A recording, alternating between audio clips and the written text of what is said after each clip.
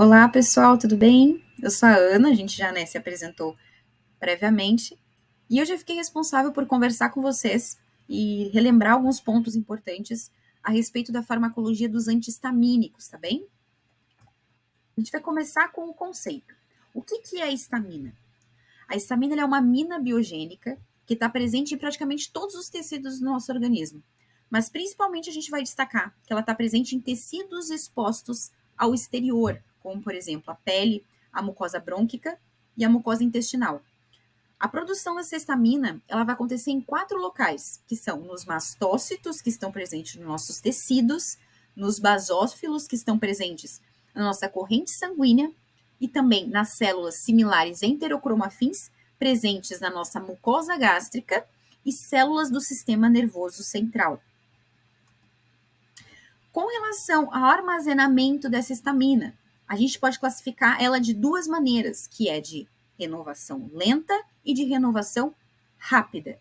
A de renovação lenta, a armazenagem dessa histamina se dá em grânulos, lá nos nossos mastócitos e basófilos. E quando a gente tem a liberação dessa histamina, a reposição desse reservatório em grânulos, ela vai acontecer em dias ou em até semanas. A de renovação rápida, essa histamina, ela não é armazenada. Ela é produzida para ser imediatamente liberada. E a gente diz que essa liberação é de liberação contínua. E ela vai estar presente lá na nossa mucosa gástrica e no sistema nervoso central. As funções da histamina, a gente tem aqui 3, que é mediador dos processos alérgicos e inflamatórios, que eu acho que essa função é a que a gente mais escuta assim no dia a dia, né, que é a mais disseminada. Mas a histamina também tem ação sobre a secreção gástrica e também a modulação da liberação de neurotransmissores. A gente tem 4 receptores de histamina: H1, H2, H3 e H4. Esses receptores são aqueles receptores que a gente chama de metabotrópicos, que é aqueles acoplados à proteína G. E os receptores H1 e H2, eles são amplamente expressos no nosso organismo. Então, a gente vai ter vários fármacos que têm esses receptores como alvo. Com relação às ações fisiológicas da histamina, assim como a gente viu no slide anterior, e a gente tem 4 tipos de receptores que são amplamente disseminados pelo nosso organismo, então ela vai promover uma série de efeitos. Então, a gente vai promover, por exemplo, a broncoconstrição, em que ela vai criar uma resistência à passagem de ar por essa broncoconstrição, o que vai levar a sintomas semelhantes à asma, vai levar à dispneia. A gente também vai ter a dilatação de músculo liso vascular. Isso vai gerar eritema, que é a vermelhidão da pele.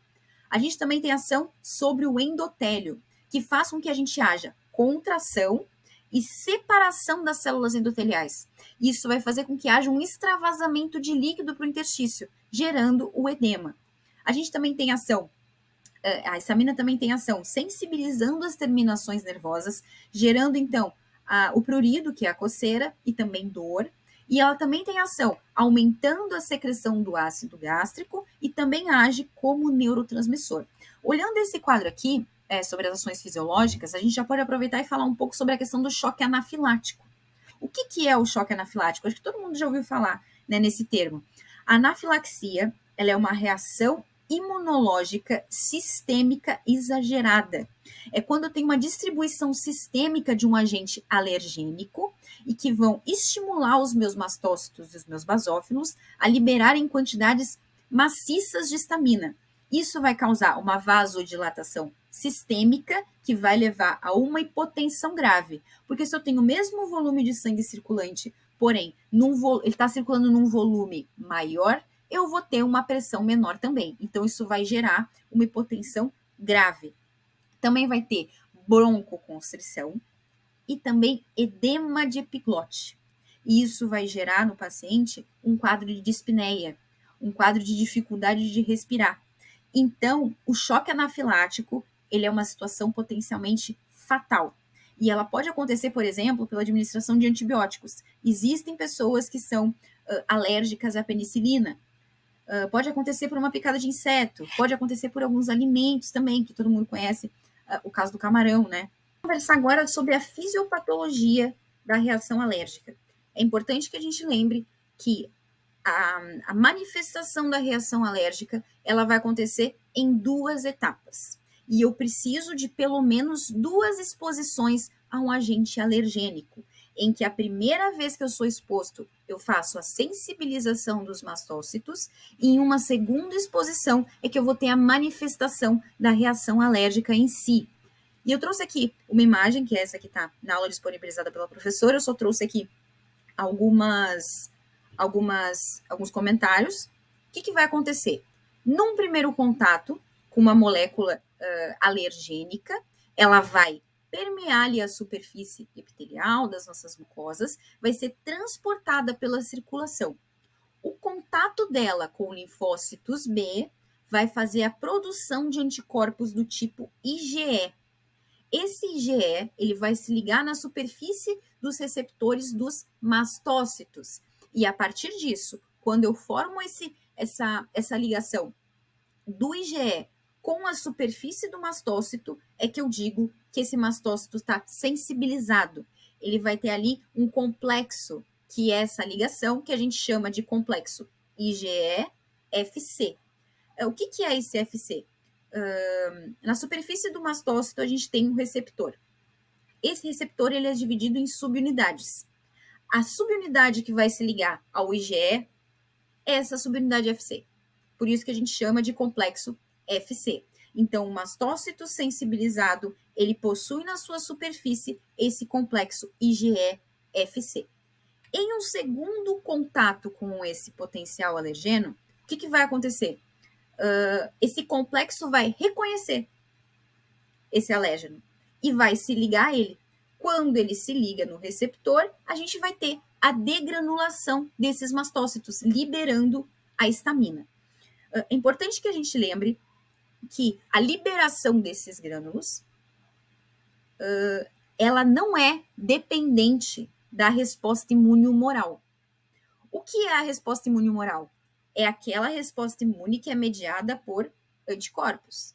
Nesse caso que eu acabei de explicar, a gente faz a síntese de IgE. Ou seja, eu não dependo da produção de IgE para ter a degranulação de mastócitos. Eu posso fazer isso através de um trauma, de um agente químico, de fármacos, de veneno. Portanto, a degranulação, ela não depende da resposta humoral, não depende da formação de anticorpos. Com relação à farmacologia da histamina, a gente tem 3 meios de ação desses fármacos. São aqueles que são agonistas inversos dos receptores H1, que ele é utilizado em alergias. A gente também tem o bloqueio da extrusão de grânulos dos mastócitos, ele é utilizado geralmente na asma, e o que vai acontecer aqui é que ele vai prevenir a degranulação desses mastócitos.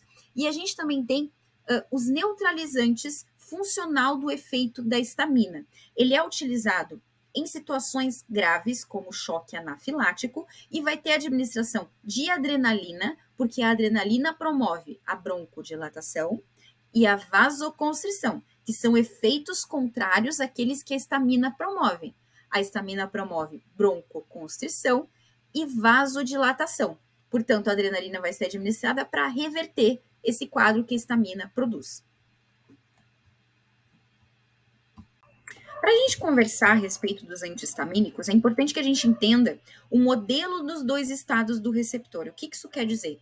Quer dizer que os receptores no nosso organismo, no estado basal, eles estão em equilíbrio entre a forma ativa e a forma inativa desse receptor. E se eu administrar um fármaco que ele é antagonista desse receptor, ele vai poder se ligar com igual afinidade pelas 2 formas desse receptor, tanto ativa quanto inativa. E isso não vai alterar o equilíbrio entre as 2 conformações. Já se eu administrar um fármaco que ele é agonista do receptor, ele vai se ligar no receptor na conformação ativado. E isso vai fazer com que eu desloque o equilíbrio para o estado ativado desse receptor, o que vai provocar uma resposta fisiológica. E qual que é a resposta fisiológica que a gente está buscando aqui? A liberação de histamina.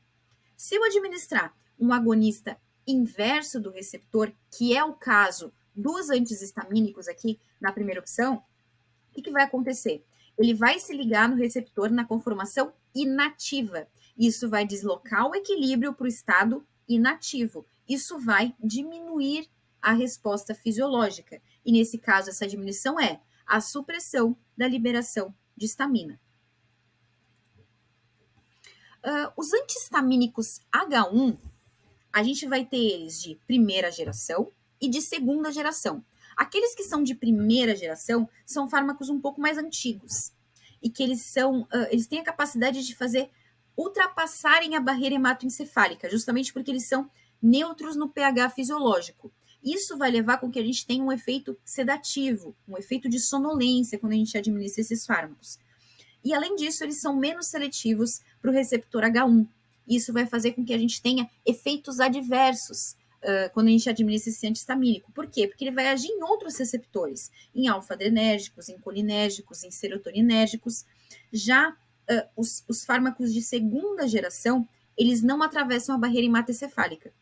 Porque, como eles estão polares e ionizados no pH fisiológico, então eles não vão ter essa capacidade de ultrapassarem a barreira hematoencefálica. E, portanto, eles não vão causar esse efeito de sonolência, de sedação, né? Além disso, eles são mais seletivos para o receptor H1. Portanto, eles vão ter menos efeitos adversos. Então, eles são os mais escolhidos, são os preferidos para o uso prolongado, justamente por não promoverem esses efeitos adversos, tanto quanto os de primeira geração.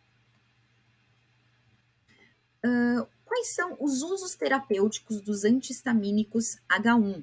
A gente pode utilizar eles para distúrbios alérgicos e inflamatórios. Por exemplo, a rinite, a urticária, o prurido, a conjuntivite. E como que é essa ação? A gente tem no nosso organismo um fator nuclear chamado kappa-B. Esse fator nuclear faz a transcrição nuclear, fazendo a síntese de algumas proteínas. E essas proteínas são citocinas inflamatórias, quimiocinas e moléculas de adesão. E isso vai promover um processo inflamatório. Quando eu administro um antihistamínico agindo sobre esses distúrbios alérgicos e inflamatórios, eu vou ter uma supressão desse fator nuclear, diminuindo o processo inflamatório, agindo como um anti-inflamatório. A gente também pode utilizar ele para um prurido generalizado, porque ele vai fazer a supressão da ação da histamina nas terminações nervosas, e a gente também pode utilizar ele para a cinetose. A cinetose, ela é o enjoo e a náusea durante um movimento. Então, eu vou ter a inibição de sinais histaminérgicos lá no centro do vômito, no bulbo, reduzindo, então, os sintomas de cinetose. E a gente também pode utilizar os antihistamínicos para insônia, que a gente vai comentar aqui no slide próximo. Quando eu quero utilizar o antihistamínico para insônia, eu vou utilizar os de primeira geração. Por quê? Porque é ele que atravessa a barreira hematoencefálica e, portanto, ele vai gerar um efeito sedativo. E como que é a ação da histamina no sistema nervoso central? A presença de histamina no sistema nervoso central, a liberação de histamina no hipotálamo, ela promove, ela mantém o estado de vigília. O estado de vigília é o se manter acordado. Então, se eu administrar um antihistamínico, eu vou diminuir essa liberação de histamina no hipotálamo, o que vai fazer com que, ao invés de eu estimular a manutenção da vigília, eu promova o estado de sono, de sonolência, o estado de se manter adormecido. Agora falando sobre outros antihistamínicos, não mais naqueles que agem sobre o receptor H1 somente. Agora a gente vai falar sobre aqueles que agem sobre o receptor H2, sobre o H3 e o H4. O receptor H2, ele está presente nas células parietais gástricas. Então, quando eu administro um antagonista dos receptores H2, eu vou inibir a secreção gástrica. O receptor H3, ele está presente no nosso sistema nervoso central. Eles são autorreceptores pré-sinápticos e que eles fazem a regulação da liberação de neurotransmissores. Se eu administro um antagonista desses receptores H3, eu vou suprimir essa regulação e, portanto, eu aumento a liberação de histamina no sistema nervoso central. o aumento da histamina no sistema nervoso central, assim como a gente já conversou lá na parte de insônia, a histamina age promovendo a vigília. Portanto, a gente tem alguns fármacos que eles agem nesse receptor, fazendo com que a pessoa diminua a sonolência diurna, que é aquilo que a gente chama de narcolepsia. Portanto, eu aumento o estado de vigília. Com relação ao receptor H4, ele vai agir sobre as células hematopoéticas do nosso sangue, como, por exemplo, os mastócitos, os basófilos e os eosinófilos. Ele tem um papel no processo inflamatório, portanto, já que ele age sobre essas células. Então, quando eu administro um antagonista desses receptores, eu tenho a possibilidade de agir como um anti-inflamatório. Tudo certo, então, gente? Então, essa foi a revisão. A gente viu pontos importantes sobre a questão dos antihistamínicos. Se vocês tiverem dúvidas, me procurem, tá? Não hesitem em me procurar. Estou à disposição para ajudá-los. Estudem, vão tranquilos para a prova, que vai dar tudo certo, tá bem? Até a próxima, então.